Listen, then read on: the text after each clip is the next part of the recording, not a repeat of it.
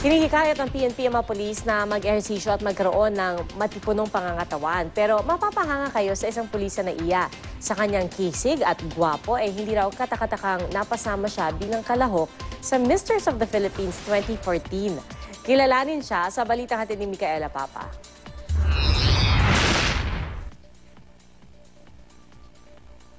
Instant celebrity ang gwardyang ito sa Brazil matapos bansagang hottest subway security guard sa mga social network at website. Sa tindig at kisig, hindi ba pang-modelo siya? Pero move over dahil may panapat ng hunk in uniform ang Pilipinas na sa airport naman nagbabantay. Meet PO2 Mariano Perez Flormata, aka Neil Perez.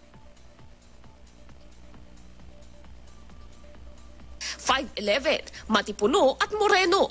May mga nagtatanong nga raw kay PO2 Flormata kung bakit hindi siya nag-showbiz. Pero first love daw talaga niya ang pinasok na trabaho. Inspirasyon daw niya ang kanyang ama na isang retired police Maynila. Nagtapos ng criminology at sumabak sa pagpupulis noong 2008, nakadestino ngayon sa NAIA Terminal 3 si PO2 Flormata bilang bahagi ng PNP Aviation Security Group. At si Police Makisig, isa sa mga kalahok ng patimpalak na Misters of the Philippines 2014.